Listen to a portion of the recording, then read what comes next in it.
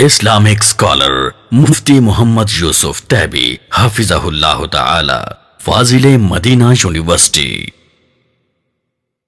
बिस्मिल्लाहिर्रहमानिर्रहीम। अब सवाल ये पैदा होता है कि ड्रग्स और मंशियात और ये सब चीज़ें जो लेने के आदी हैं, कुरान की आयत से समझा दिया, अहादीस से समझा दिया, तो इसका इलाज क्या है, कैसे इसका इलाज किया जाए। इस्लाम का जो किसी भी बुराई को रोकने का तरीका है वो दो चीज़ों हैं। एक तो दो चीज़ों से होता है। एक तो आप तरगीब उसको दें कि ये काम नहीं करोगे तो ये मिलेगा, जन्नत मिलेगी, आला मुकाम मिलेगा, और दुनियावी हिसाब से ये फ़ायदा मिलेगा, वो फ़ायदा मिलेगा, ये। और दूसरा ये होता है कि उसको तरहीब की जाए कि ये नुकसान होगा, तो दुनियावी हिसाब से उसको नुकसानात की आगाही दी जाए, और आखिरत के हिसाब से और दुनियावी हिसाब से उसकी सज़ा का भी, कि हुक्मरान को अल्लाह ताला ने हुक्म दिया है कि वह ऐसे लोगों को 40 या 80 कोड़े मारे, और आखिरत में ऐसे लोगों को जो सज़ा मिलेगी, रसूलुल्लाह सल्लल्लाहु अलैहि वसल्लम फरमाते हैं कि जो शख्स दुनिया में शराब पीता है उसको आखिरत में नहीं मिलेगी। तो 50 साल ज़िंदगी की बदबूदार शराब और 50,000 साल ज़िंदगी और उसके बाद हमेशा की जन्नत, उसमें शराब की नहरें, ला युसद्दऊन अन्हा वला युनज़िफून, जिससे ना सर घूमेगा, ना नशा होगा और ना सर दर्द होगी, और बल्कि वो खैर ही खैर वाली शराब होगी। तो तरगीब और तरहीब दोनों चीज़ें होनी चाहिए। इस्लाम सिर्फ मिन्नतें नहीं करता बल्कि सख्ती भी करता है। कोई शख्स बदकारी करता है तो आप बदकारी के उसको नुकसानात बयान करो और ना बदकारी करने के फ़वाइद बयान करो, साथ साथ उसको 100 कोड़े भी लगाते हैं हुक्मरान और काजी और जज, जिससे वो जो रोकने के असबाब हैं वो डबल हो जाते हैं और उससे फिर बुराई रुक जाती है अल्लाह के फजल से, या बहुत मिनिमाइज हो जाती है। तो इसके बारे में हम देखते हैं कि इसको कैसे रोका जाए। नंबर एक तो ये कि हमें असबाब पर गौर करना चाहिए कि असबाब इसके हैं क्या। तो अगर सर्वे किया जाए, जिन लोगों ने सर्वे किया तो उनके मुताबिक ये है कि बाद लोग कहते हैं जी ड्रग्स लेने से, एक आदमी पढ़ रहा है, मेडिकल पढ़ रहा है, नॉन मेडिकल पढ़ रहा है, वो कहता है जी मैं अपनी किताब पर फोकस ज़्यादा अच्छा कर सकता हूँ, मुझे इसका फ़ायदा हो जाता है। तो एक आदमी ग्राउंड में खेल रहा है या कोई जिम्नास्टिक कर रहा है, तो वो कहता है जी मैं ये पी लूँ तो मेरी ताकतें ज़्यादा हो जाती हैं, मैं वो जो काम कर रहा हूँ दूसरों से ज़्यादा अच्छा कर लेता हूँ। तो बात यह है कि अल्लाह तबारक व तआला ने इन चीज़ों के फ़ायदे का इनकार नहीं किया। हम भी मानते हैं भाई तेरा फ़ायदा है, ऐसी बात। अल्लाह फरमाते हैं इस्मुहुमा अकबर मिन नफ़इहिमा फ़ीहिमा इस्मुन कबीरुन व मनाफ़िउ लिन्नास। जुए और शराब में बहुत बड़ा गुनाह है और लोगों के फ़ायदे हैं, लेकिन जब हम एनालिसिस करते हैं तो इस्मुहुमा अकबर मिन नफ़इहिमा, उनका गुनाह जो होता है वो फ़ायदा से ज़्यादा होता है, नुकसान ज़्यादा होता है, तो इसलिए हम इसको मना कर रहे हैं। तो जो तालिब इल्म ये समझता है या जो खिलाड़ी ये समझता है कि मैं इस वजह से कर रहा हूँ, तो उसको ये समझ लेना चाहिए कि तेरा रब तो इससे ज़्यादा एनालिसिस कर सकता है, और उसका तेरे पास तो एक एनालिसिस या एक इल्म होगा जो तजर्बाती होगा। अल्लाह के पास तो बसीरत है, वो तो हर चीज़ को जानने वाला है, और तेरा वो खैर खा भी है। वो फरमा रहे हैं कि मैं तुझ पे हराम कर रहा हूँ तो ये गलत ही है, ये तेरे लिए फ़ायदा मंद नहीं हो सकता।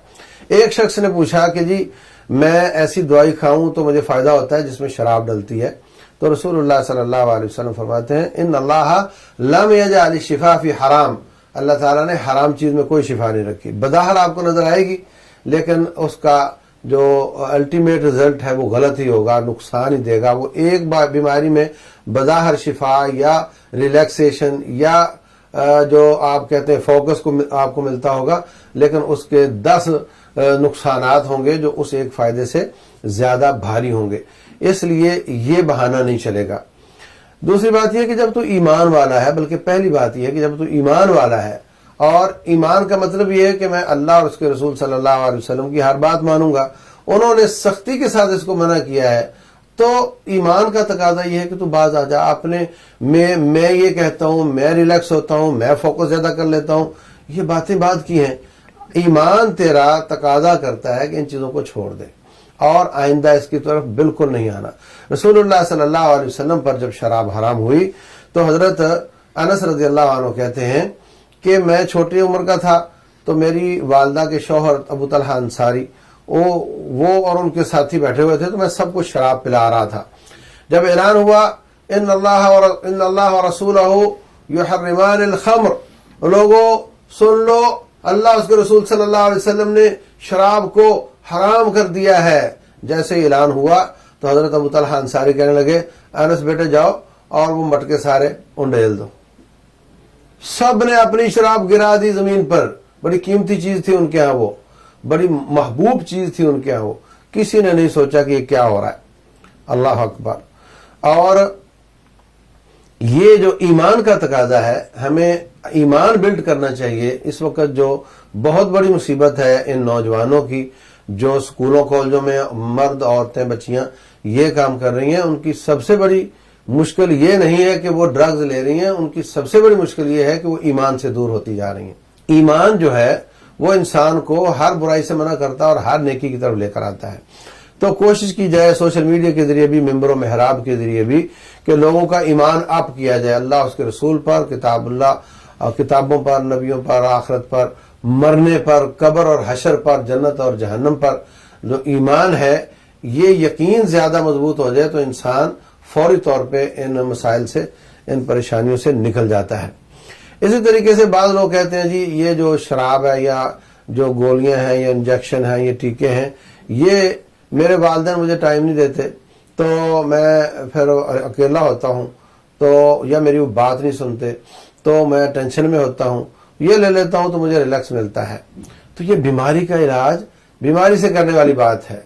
میر کیا سادہ ہیں، بیمار ہوئے جس کے سبب اسی عطار کے لونڈے سے دوا لیتے ہیں۔ تو یہ تو بیماری کا علاج بیماری سے کرنے والی بات ہے۔ اور اس میں سچی بات تو یہ ہے کہ والدین کو بھی سوچنا چاہیے، ایک ہی کمرہ ہوتا ہے، ایک بیڈ ہوتا ہے، اور والد سوشل میڈیا پہ کسی کے ساتھ چیٹ کر رہا ہے اور بیوی کسی کے ساتھ چیٹ کر رہی ہے، اور جناب بچے اپنا اپنا لے کر بیٹھے ہوئے ہیں، بچوں کو وقت نہیں ملتا۔ تو یہ لیٹ نائٹ آتا ہے۔ کیوں لیٹ نائٹ آتا ہے بھائی؟ اس لیے کہ گھر کے خرچے پورے نہیں ہوتے تو میں اوور ٹائم لگاتا ہوں، اور وہ جب آتا ہے تو بچے سو چکے ہوتے ہیں، اور جب یہ بچے اسکول جاتے ہیں تو یہ سو چکا ہوتا ہے، اور ان کی ملاقات ویکینڈ پر ہوتی ہے۔ یہ بہت بڑا المیہ ہے، ہمیں اس کا حل نکالنا چاہیے۔ بیوی کو چاہیے کہ وہ یہ کہے کہ میں اپنے اخراجات کم کرتی ہوں، اپنے کپڑے، اپنا کاسمیٹکس اور میں ادھر ادھر کی چیزیں اخراجات کم کرتی ہوں، مجھے وہ 8 گھنٹے والی جو آپ کی ڈیوٹی ہے نا اس کی تنخواہ کافی ہے، مجھے نہیں زیادہ پیسے چاہیے، لیکن مجھے آپ چاہیے، آپ آ جا کرو وقت پر، بچوں کو دیکھیں، بچوں میں بیٹھیں، ان میں احساس محرومی کم ہو اور وہ اس طرح کی مصیبتوں میں نہ جائیں۔ ایک تو ان کو وقت نہ دینے کی وجہ سے ایسا ہوتا ہے، نکل گیا جناب امریکہ چلا گیا، برطانیہ، کویت چلا گیا، اور وہاں 5 سال کے بعد آیا، تو کیا بنے گا ایسے خاندان کا جس کا جو سربراہ ہے وہ سر پر نہیں ہے؟ بہت بڑی بڑی بیماریاں جنم لیتی ہیں اس سے۔ وہ وہاں بے راروی کا شکار ہو جاتا ہے، یہ یہاں بے راروی کا شکار ہو جاتی ہے، اولاد الگ سے برباد ہو جاتی ہے۔ تو تھوڑے پہ گزارا کرنا اور اس پہ اللہ کا شکر ادا کرنا، روکھی سوکھی کھا کر بچوں میں رہ کر ان کی تربیت کرنا، یہ ہے منہج جو صحابہ کرام کا ہے۔ دوسری بات یہ ہے کہ یہ سوشل میڈیا ہے، یہ اماں کا وقت بھی لے گیا، ابا کا بھی لے گیا، اللہ کا بھی لے گیا، بیوی کا بھی لے گیا، شوہر کا بھی لے گیا۔ اس سے ہمیں اس کو اعتدال پر لانے کی ضرورت ہے۔ اگرچہ اس کے ایسے فوائد بھی ہیں جو ہمیں مجبور کرتے ہیں اور ہم اس کو چھوڑ نہیں سکتے، تو کم از کم اس بے لگام گھوڑے کو لگام تو دینی چاہیے۔ اس کا کوئی خاص وقت ہو جس میں کوئی 4 میسج دیکھنے تو دیکھ لیے جائیں۔ ہر وقت یہ نہیں ہونا چاہیے کہ آخری کام بھی رات کے وقت یہی اور صبح اٹھنے کے بعد بھی پہلا کام یہی ہو، ایسا بالکل نہیں ہونا چاہیے۔ ہمیں ہر پیپر میں پاس ہونا ہے، ہمیں بچوں کو بچوں کا وقت دینا چاہیے، بیوی کو بیوی کا وقت دینا چاہیے، شوہر کو شوہر کا وقت دینا چاہیے، والدین کا خیال، اللہ تبارک و تعالیٰ کے ہم بندے ہیں اس کی عبادات کا خیال، اور اس میں سے تھوڑا سا وقت اگر جو کونے خدرے میں اس کو استعمال کر لیا جائے، ورنہ اس کو ٹیلی فون کرنے کی حد تک رکھنا چاہیے۔ اس نے تو زندگی برباد کر دی ہے، یہ تباہی کی طرف ہمیں لے جا رہا ہے، اس کے استعمال کو کم از کم کرنا چاہیے، اور اسی کو یوٹیلائز کر کے ہم ڈرگز کے استعمال کے خلاف بھی کام کر سکتے ہیں۔ یہ میں آپ سے بات کر رہا ہوں، آپ اسی کلپ کو اسی سوشل میڈیا کے ذریعے بھیجیں لوگوں تک تو اس کا فائدہ بھی ہو سکتا ہے۔ ممبر و محراب کا بھی وہی فائدہ ہے اور اس سوشل میڈیا کا بھی وہی فائدہ ہے. اور میں سمجھتا ہوں کہ ممبر و محراب اب اتنا افیکٹو نہیں رہا کیونکہ یہ لڑکے جن کی ہم بات کر رہے ہیں وہ تو وہاں آتے ہی نہیں ہیں. تو وہ ریکارڈنگز اور وہ کلپ ان کے وہاں سے کاٹ واٹ کر ایڈٹ کر کے ہمیں سوشل میڈیا کے ذریعے ان بچوں تک ان لڑکیوں لڑکوں تک پہنچانے چاہیے جن پر اثر اس وقت صرف اس موبائل کا ہو رہا ہے اور کسی چیز کا نہیں ہو رہا. تو اس طریقے سے یہ سوشل میڈیا اس کا مثبت استعمال بھی ہو سکتا ہے اور ممبر و محراب بھی اپنا کردار پیش کر سکتا ہے.